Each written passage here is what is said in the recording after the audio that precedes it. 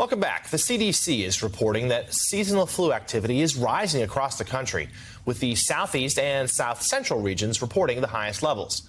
In total, 15 states, as well as New York City, are seeing high or very high levels of respiratory illness. This as COVID-19 and flu hospitalizations also appear to be trending up, according to CDC data.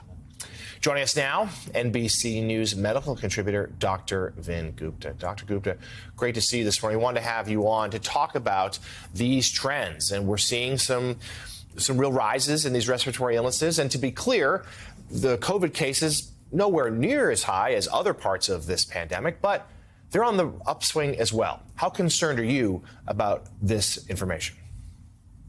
Well, Jonathan, as always, thank you for highlighting this. Good morning. This is something that all your viewers have to be vigilant about, especially as we enter again another part of the travel season for the holidays. So for all your viewers out there, must protect yourself.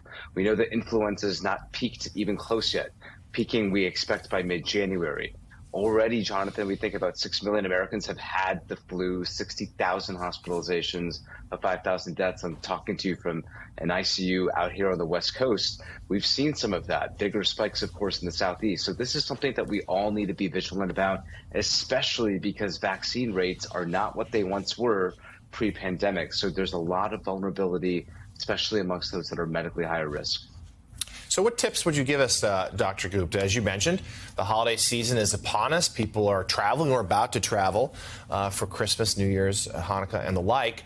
What are some tips that people could use to try to stay healthy and stop the spread of these illnesses?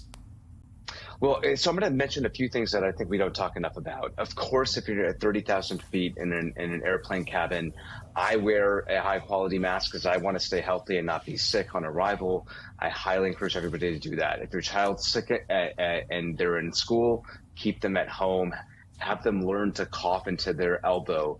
Things like that are obviously common sense at this point. We know those things. But what are the stuff that we don't talk enough about? If you're medically higher risk, 60 years of age, or have a medical condition that puts you at higher risk, go to treat.org.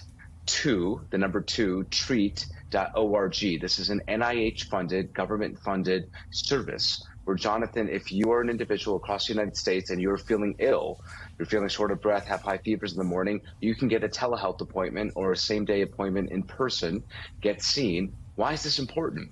We know that if you're somebody that's medically higher risk and you have shortness of breath, fever, cough, flu-like symptoms, you can't assume that it's just the common cold. You have to get tested because it could be flu, it could be RSV, it could be COVID. Jonathan, as you and I have talked about, early diagnosis can be paired with early treatment, keep you out of an ICU and seeing somebody like me. But if you're high risk, you can't make assumptions about what you have. Go to test2treat.org. It's completely free, government funded. That's one option.